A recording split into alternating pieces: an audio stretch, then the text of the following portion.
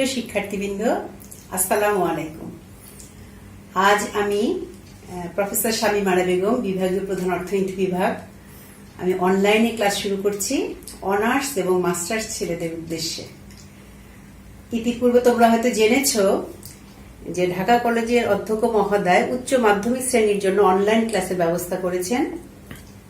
এখন নতুন করে এই করোনাকালীন সময়ে এই আমাদের সময়টাকে যাতে আমরা উপভোগ করতে পারি, আমাদের সময়টাকে যাতে কাজে লাগাতে পারি, অর্থাৎ তোমরা যাতে ঘরে বসে থেকে তোমরা কিছু উপকৃত হতে পারো, সেই উদ্দেশ্যে তিনি আবার নতুন করে ব্যবস্থা নিয়েছেন অনলাইনে অনার্স এবং মাস্টার্স শ্রেণীর জন্য। তো এটা আমাদের জন্য নতুন একটা উদ্যোগ, নতুন একটা শুরু, নতুন একটা পদক্ষেপ। তো এক্ষেত্রে প্রথমে আমি বলে নিচ্ছি আমাদের সীমাবদ্ধতা আছে, অর্থাৎ আমাদের যে লজিস্টিক সাপোর্ট এটা আমাদের সবার ঘরে ঘরে নেই। তাহলে আমাদের এই সীমিত পরিসরে আমরা আমাদের ক্লাস নেওয়া শুরু করছি। এবং তোমরা অর্থনীতি ছাত্র হিসেবে জানো যে অর্থনীতির মূল কথাই হচ্ছে অসীম অভাবের মধ্যে সীমিত সম্পদের সমন্বয় সাধন করা। তাহলে আমরা সেটাই চেষ্টা করছি। এবং এখানে আরেকটি কথা বলছি, আমাদের অনেক সীমাবদ্ধতা আছে, কিন্তু একটি বিষয় আমাদের কোনো সীমাবদ্ধতা নেই, সেটা হচ্ছে তোমাদের প্রতি আমাদের আন্তরিকতা। তা আমরা সেই আন্তরিকতা দিয়েই আমরা তোমাদের উদ্দেশ্যে ক্লাসগুলি নেব। এখানে ভুল ত্রুটি থাকবে, তোমরা খুব সহজভাবে মেনে নেবে। তাহলে আমি আজ শুরু করছি। বিষয়টি হচ্ছে কি, মৌলিক পরিসংখ্যান। তোমরা যারা প্রথম বর্ষের ছাত্র, নিয়মিত আমার ক্লাস করেছো, তারা জানো আমি তোমাদের কি বিষয়ে ক্লাস নিয়ে থাকি। বিষয়টি হচ্ছে মৌলিক পরিসংখ্যান। এবং এখানে আরেকটি বিষয়, সেটা হচ্ছে আমরা যতটুকু পড়া শেষ করেছি তার পরবর্তী থেকেই আমরা আমাদের পড়ানোটা শুরু করব। তাহলে প্রথম অধ্যায় আমি একটু রিভিশন দিয়ে দেখি আমরা কি পড়েছিলাম। তো প্রথম অধ্যায়ে আমরা কি দেখেছিলাম, পরিসংখ্যান পরিচিতি ছিল। সেখানে পড়েছিলাম সমগ্রক, নমুনা, বিচ্ছিন্ন, অবিচ্ছিন্ন, দৈব চলক, পরিসংখ্যান পদ্ধতি, পরিসংখ্যানের গুরুত্ব, পরিসংখ্যানের সীমাবদ্ধতা। এরপর আমরা দ্বিতীয় অধ্যায় কি পড়েছিলাম, তথ্য সংগ্রহ বা উপাত্ত সংগ্রহ এবং উপস্থাপন।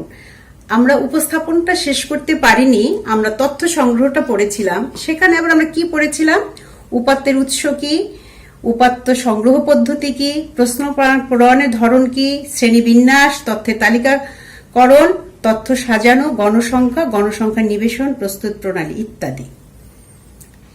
একটু মনে করে দেওয়ার জন্য শুধু আমি বলছি যে সমগ্রক কি। সমগ্রক হচ্ছে একটি নির্দিষ্ট বৈশিষ্ট্য সম্পন্ন বস্তু, ব্যক্তি বা রাশির যে সমষ্টি, সেটাই হচ্ছে সবাইকে মিলেই হচ্ছে সমগ্রক।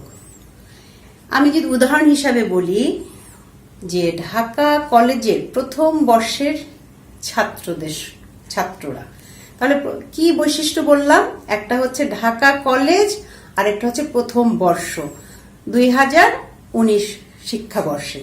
তাহলে ঢাকা কলেজে প্রথম বর্ষের সম্মান শ্রেণী সকল শিক্ষার্থী মিলেই হচ্ছে আমার সমগ্রক। অর্থাৎ সব ডিপার্টমেন্টের যত ছাত্র আছে সবাইকে মিলেই হচ্ছে আমার সমগ্রক। আর নমুনা হচ্ছে কি, সমগ্রকেরই একটি অংশ। এইটা যদি আমরা খেয়াল করি, অর্থাৎ একটা উদাহরণ যদি আমি তোমাদের দেই, যে আন্তর্জাতিক মাতৃভাষা ইনস্টিটিউটে একটি শিক্ষামূলক একটা প্রোগ্রাম হবে, সেক্ষেত্রে আমাদের শিক্ষার্থী যদি উপস্থিত থাকে তার উপকৃত হবে। এখন ঢাকা কলেজ অধ্যক্ষ মহোদয় বলল যে অর্থনীতি ডিপার্টমেন্টের 10 জন ছাত্র দিতে হবে।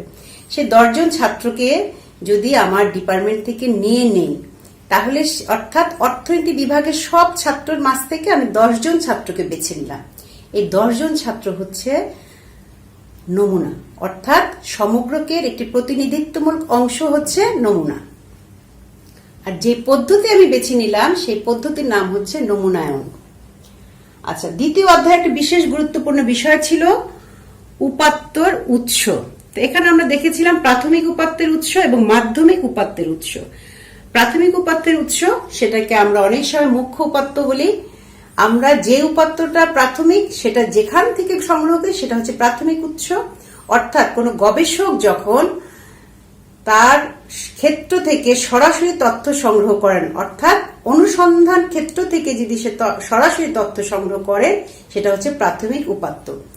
আর মাধ্যমিক উপাত্ত কোনটা, যেটা কোনো অনুসন্ধানকারী অর্থাৎ কোনো গবেষক একবার সংগ্রহ করেছেন এবং এটা কোথাও সংগৃহীত আছে, অন্য কেউ যদি সেটা প্রয়োজনে সেখান থেকে ব্যবহার করে, সেটা হচ্ছে মাধ্যমিক উৎস। এখন প্রাথমিক উৎস আমরা বিভিন্নভাবে পেতে পারি, ঠিক একইভাবে মাধ্যমিক উৎসের অন্যতম উৎসগুলি হচ্ছে কি বিভিন্ন বিভাগ, বিভিন্ন পত্রিকা, ম্যাগাজিন, বই, হতে পারে কারো ব্যক্তিগত ডায়েরি। আমি যদি শিক্ষার ক্ষেত্রে বলে থাকি তাহলে দেখা যাচ্ছে আমরা শিক্ষা সংক্রান্ত অনেক তথ্যপত্র কোথায় পাই? ব্যানবেস। তাহলে ব্যানবেস থেকে যদি আমরা আমাদের কোনো কাজে তথ্য সংগ্রহ করি সেটা হচ্ছে মাধ্যমিক উৎস। হতে পারে কারো ব্যক্তিগত ডায়েরি। আমি তোমাদের ক্লাসে বলেছিলাম যে জাহানারা ইমামের যে ৭১-এর দিনগুলি একটি বই, এটা তো একটা ডায়েরি। সেই ডায়েরিটা কিন্তু আমাদের মুক্তিযুদ্ধের অন্যতম একটা দলিল। সেটা হচ্ছে তোমরা এখন যারা ক্লাস করছো তারা কিন্তু সেই সময় জন্মগ্রহণ করনি, তাহলে কিভাবে জানবে সেই সময়কার ঘটনা? তোমরা যদি এই ডায়েরিটা পড়ো তাহলে তোমরা কিন্তু সেই সময়ের ধারণাটা লাভ করবে। তাহলে এটা হচ্ছে একটা মাধ্যমিক উপাত্ত। একইভাবে আনা ফ্রাঙ্কের ডায়েরিটাও যদি আমরা নেই, সেটা হচ্ছে মাধ্যমিক উপাত্ত। তো এখানে আমরা ডিটেলস আর কিছু বলবো না, আমরা এই ক্লাসগুলি নিয়েছি, কিন্তু দ্বিতীয় অধ্যায়ের একটা অংশ আমরা পড়িনি, সেটা হচ্ছে তথ্য উপস্থাপন। এখন তথ্য উপস্থাপন আমরা কিভাবে করতে পারি? অর্থাৎ একজন অনুসন্ধানকারী বা একজন গবেষক যে তথ্যগুলি সংগ্রহ করেছেন সেটা সে 3 ভাবে উপস্থাপন করতে পারেন। একটা হচ্ছে বিবরণ ভিত্তিক, একটা হচ্ছে ছক বা সারণী ভিত্তিক, আর একটা হচ্ছে চিত্র ভিত্তিক।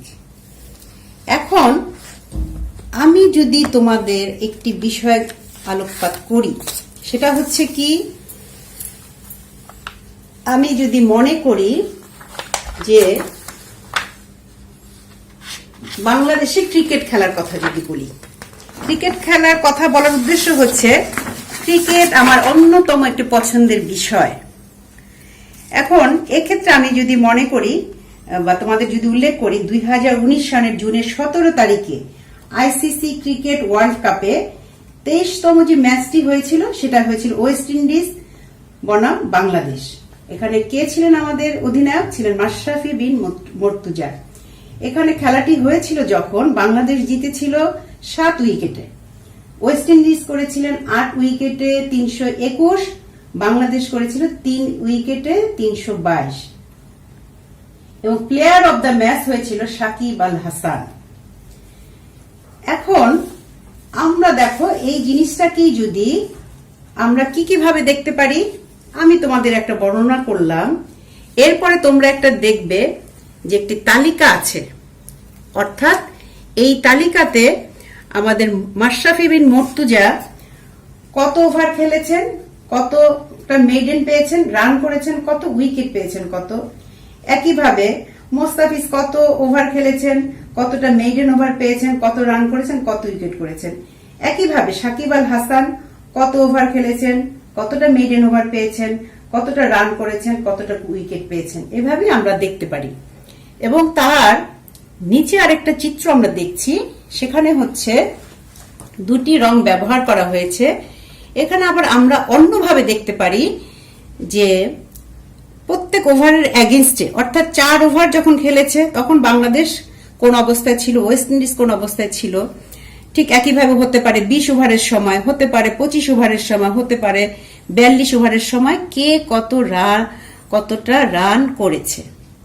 তোমাদের এটা দেখানোর উদ্দেশ্য হচ্ছে যে একটি বিষয়কে আমরা বিভিন্নভাবে উপস্থাপন করতে পারি, অর্থাৎ একটা হচ্ছে বিবরণ ভিত্তিক, একটা হচ্ছে সারণী বা তালিকা ভিত্তিক, আর একটা হচ্ছে চিত্র ভিত্তিক। এখন তোমরা একটু খেয়াল করে দেখো, আমরা যখন টিভিতে খেলাটা দেখি, ধারাভাষ্যকার যখন এই কথাগুলি বলেন যে এখন ওভার করেছেন এত, রান করেছেন এত, তার চেয়ে কিন্তু আমরা নজরটা থাকে কোথায়? মাঠের দিকে। ধারাভাষ্যকার বলতে চাচ্ছেন উইকেট পাচ্ছেন বা 4 করতে করতে 4 হলো কি হলো না তার বলার আগেই কিন্তু আমরা দেখে নিলাম আসলে কত 4 হলো বা 6 হলো কিনা, তাহলে সেটা কিন্তু বেশি আমাদের কাছে গ্রহণযোগ্য হয়। তাহলে আমরা বলতে পারি যে আমরা একই তথ্য কিভাবে উপস্থাপন করতে পারি? বিবরণ, তালিকা এবং চিত্র। বিবরণের চেয়ে তালিকাটা সহজ। কেন বলছি? তালিকা দেখে আমরা সহজেই বুঝতে পারি যে কার অবস্থান কত, কে ভালো করেছে, কে খারাপ খেলেছে, কে কয়টা উইকেট নিয়েছে, কে কতটা মেডেন ওভার পেয়েছে। এখন এটা বলার উদ্দেশ্য হচ্ছে আমাদের বিবরণের চেয়ে তালিকাটা সহজ। তা আজকে আমরা বিবরণ ভিত্তিক যেই কথাটা আমরা বললাম, বিবরণ ভিত্তিক, এটা আমরা ডিটেলস আলোচনা করার কিছু নেই। আসলে আমাদের আজকে মূল আলোচনার বিষয় হচ্ছে সারণী ভিত্তিক বা সারণীকরণ। তা সারণীকরণটা কি, এটা যদি আমরা প্রথমেই দেখে নেই। সারণীকরণটা হচ্ছে উপাত্তের প্রয়োজন অনুসারে বিশ্লেষণের জন্য বা উপাত্তকে এক নজরে দেখার জন্য উপাত্তের বৈশিষ্ট্য অনুসারে সাজানোকে সারণীকরণ বলে। তাহলে বৈশিষ্ট্য অনুযায়ী সাজানো, তাহলে আমরা ওই বৈশিষ্ট্যে কি দেখেছিলাম, বোলিং এর অবস্থাটা আমরা দেখেছিলাম। তাহলে এবং এখানে আমরা সবসময় একটা রো এবং কলামের ব্যবহার থাকে। এটা আমরা রো কলামের ভিত্তিতেও যদি কোন বৈশিষ্ট্যকে সাজাই সেটাকেও আমরা সারণীকরণ বলতে পারি। এটা আমরা কেন করব, এর একটা গুরুত্ব আছে। গুরুত্বটা কি? গুরুত্ব হচ্ছে সহজেই আমরা একাধিক তথ্যকে তুলনা করতে পারি, অথবা আমরা এক নজরেই সহজভাবে বিষয়টাকে দেখতে পারি। আরো অনেক গুরুত্ব আমাদের আছে। এখন কথা হচ্ছে সারণীকরণ কত প্রকার। সারণীকরণের মধ্যে প্রকারভেদ হচ্ছে, আমরা যদি প্রকারভেদ দেখি, সারণীকরণ হচ্ছে দুই প্রকার প্রাথমিক পর্যায়ে। একটা হচ্ছে সরল বা একমুখী সারণীকরণ, আর একটা হচ্ছে জটিল। এখন একমুখী হচ্ছে কোনটি, যেখানে একটি চলকের একটি বৈশিষ্ট্য নিয়ে যদি আমরা আলোচনা করি সেটা হচ্ছে সরল সারণীকরণ। আর জটিল হচ্ছে কোনটি, যেখানে আমরা একটি চলকের দুটি বৈশিষ্ট্য যদি নেই তাকে বলি দ্বিমুখী। আবার যদি একটি চলকের তিনটি বৈশিষ্ট্য নেই তাহলে বলি ত্রিমুখী। আর যদি তিনের অধিক নেই তাহলে তাকে বলি আমরা বহুমুখী। এখানে আমরা একটা সহজ একটা সারণী নিয়েছি। এটা কি আমরা অর্থনীতি ছাত্র হিসাবে সবাই হয়তো দেখে থাকি। দ্রব্যের নাম আমি সংকেত ব্যবহার করেছি এ বি সি, আর দাম কত, 20, 25, 15। এটা একটা সহজ একটা সারণীকরণ। আর এখানে আমরা কি দেখেছি, দ্রব্যের দাম অর্থাৎ 15 টাকা, 10 টাকা, 5 টাকা। আর এখানে নিয়েছি ভোক্তার চাহিদার পরিমাণ, অর্থাৎ একাধিক ভোক্তা আছেন, একজন ভোক্তা এ, একজন হচ্ছে বি, একজন হচ্ছে সি, একজন হচ্ছে ডি। এখন আমি দেখছি যে 15 টাকায় এক এক ভোক্তার আচরণ এক এক রকম, 10 টাকায় এক এক ভোক্তার আচরণ এক এক রকম, 5 টাকায় এক এক ভোক্তার আচরণ এক এক রকম, এবং এখানে আমরা দেখেছি মোট পরিমাণ কত।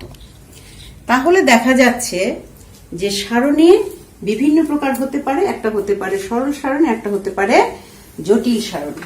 এখন আমরা দেখব যে এই যে সারণীটা আমরা করলাম এটা কিভাবে করলাম। অর্থাৎ আমি কি চাইলেই আমি যে কোনো সারণী করতে পারি, সেটা কি সহজেই বোধগম্য হবে বা সহজে উপস্থাপন যোগ্য হবে? তাহলে এটারও নির্দিষ্ট কিছু নিয়মাবলী আছে। তবে এটাও ঠিক যে সবগুলি নিয়ম যে আমার প্রয়োজন হবে এমন কোনো কথা নেই। তাহলে আমরা যদি এখন দেখি সারণীর বিভিন্ন অংশ কি থাকে, একটা হচ্ছে শিরোনাম, তারপরে থাকবে উপশিরোনাম। এখানে আমরা দেখলাম কলাম শিরোনাম, এখানে দুইটি কলাম আছে। আমরা সবাই ইকোনমিক্সের ছাত্ররা জানি যে এই লম্বা লম্বি যেটা সেখানে আমরা কলাম, আর এই পাশাপাশি যেটা সেটাকে আমরা বলি রো বা সারি। এখানে হচ্ছে উপকলাম শিরোনাম, উপকলাম শিরোনাম। এখানে যদি 3 হতো তাহলে 3টা উপকলাম শিরোনাম হতো। আমরা আগের যে উদাহরণটা দেখেছিলাম সেখানে একাধিক ছিল। আর এখানে দেখলাম কলাম শীর্ষ, সারি শীর্ষ, সারি শীর্ষ। এখানে আমাদের এই সারিতে এক একটা বিষয় থাকবে। আর এখানে থাকবে মূল বিষয়বস্তু, এখানে একটা পাদটীকা, এখানে একটা উৎস।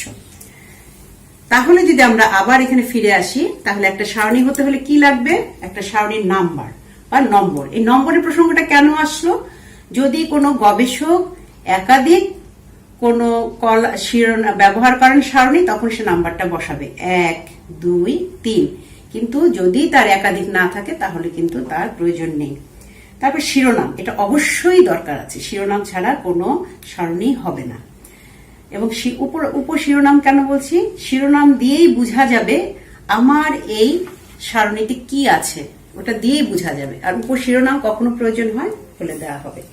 তারপরে আছে কলাম শিরোনাম, অর্থাৎ এই যে এক একটা কলামের শিরোনাম কি, প্রথম হচ্ছে কলাম শিরোনাম হচ্ছে এখানে, তারপর হচ্ছে উপশিরোনাম, এটা একটা উপকলাম, এটা একটা উপকলাম।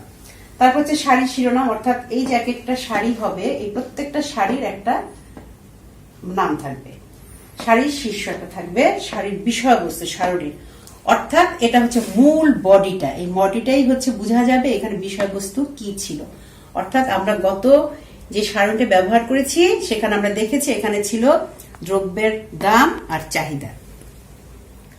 তারপরে আছে পাদটিকা উৎস। আচ্ছা, পাদটিকাটা হচ্ছে কি? পাদটিকাটা হচ্ছে যে আমরা যদি সারণীতে এমন কোনো বিষয় মনে করি যেটাকে আরেকটু ডিটেইলস যদি বলতে পারতাম, যেটা সারণীতে দেখানো সম্ভব হয়নি, সেই জিনিসটাকে যদি আমি, সেই বিষয়টাকে যদি আলাদা করে আমি একটু চিহ্নিত করতে চাই, তখন আমরা সারণীর ক্ষেত্রে পাদটিকাটা ব্যবহার করি। যেমন হতে পারে আমি যদি বলি যে এটা আমার কাঁচা তথ্য আমরা পেয়েছি, তাহলে কাঁচা তথ্যটা কি? কাঁচা তথ্য হচ্ছে, আমি লিখে দিলাম একটু চিহ্ন দিয়ে, যে কাঁচা তথ্য হচ্ছে অনুসন্ধান ক্ষেত্র থেকে সরাসরি যে তথ্য সংগ্রহ করা হয় সেটা হচ্ছে কাঁচা তথ্য।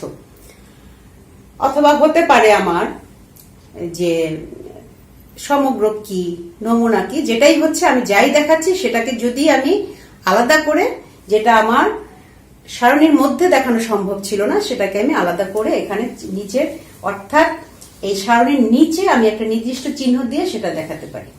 আর উৎসটা হচ্ছে কি? আমি ক্রিকেটের খেলার কথা বললাম, আমি যদি মন গড়ে একটা তালিকা দিয়ে থাকি অথবা আমি একটা তালিকা দিলাম, এটা কিন্তু অথেন্টিক হবে না।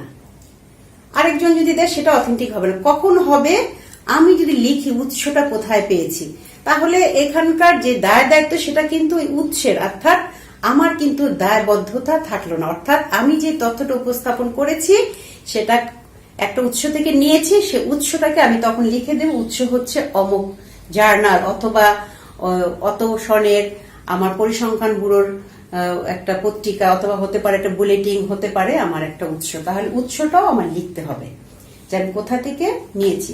কিন্তু প্রাথমিক উৎস হলে সেখানে কিন্তু উৎসের কোনো প্রয়োজন নাই, কারণ প্রাথমিক তত্ত্বটাই আমরা কি করি, অনুসন্ধানকারী অনুসন্ধান ক্ষেত্র থেকে সরাসরি সংগ্রহ করে। কিন্তু আমরা যখনই মাধ্যমিক কোনো উপাত্ত সংগ্রহ করব, ব্যবহার করব, তখন সেখানে আমার উৎসটার প্রয়োজন হবে। তাহলে সুপ্রিয় শিক্ষার্থীবৃন্দ, তোমাদের আবারও বলছি, আমি আজকে কি বিষয় আলোকপাত করলাম, সেই বিষয়টা ছিল আমরা তথ্য কিভাবে উপস্থাপন করি। সেখানে ছিল কয়টি বিষয়, আমি আবার একটু মনে করিয়ে দিচ্ছি, 3টি। প্রথম হচ্ছে বিবরণ ভিত্তিক, সারণী ভিত্তিক, আর একটা হচ্ছে চিত্র ভিত্তিক। তাহলে বিবরণ ভিত্তিক যেটা, সেটা আমরা ডিটেলস আলোচনা করলাম না, আসলে ততটা আমাদের গুরুত্বপূর্ণ না। গুরুত্বপূর্ণ না বলাটাও ঠিক না, আমরা সাধারণত বিবরণটা যদি উপাত্তের সংখ্যা স্বল্প হয় তখন সেটা উপস্থাপন করা সহজ হয়। বিবরণটা হতে পারে তোমার মৌখিক, হতে পারে লিখিত, এটা বিভিন্ন ভাবেই হতে পারে। আর সারণীটা হচ্ছে কোনটা আমরা দেখলাম, আমরা যে ক্রিকেট খেলার যে দেখলাম সেটা হচ্ছে সারণী ভিত্তিক। আজকে আমাদের কিন্তু মূল আলোচ্য বিষয় ছিল সারণীবদ্ধটা আমরা কিভাবে তৈরি করব এবং সেটার গুরুত্বটা কি, সেটা প্রকারভেদটা কি। আমরা প্রকারভেদ দেখেছি প্রাথমিক পর্যায়ে 2টি, একটা হচ্ছে একমুখী সারণী বা সরল সারণী, আর একটা হচ্ছে জটিল। জটিলের মধ্যে আবার 3টা ভাগ দেখেছি, একমুখী, দুইমুখী, ত্রিমুখী এবং বহুমুখী। আচ্ছা, তারপরে আমরা আবার কি দেখলাম, যে একটা সারণী তৈরি করতে আমার কি কি লাগে, অর্থাৎ সারণীর ক্ষেত্রে আমি কি কি জিনিস চিন্তা ভাবনা করে একটা সারণী তৈরি করব।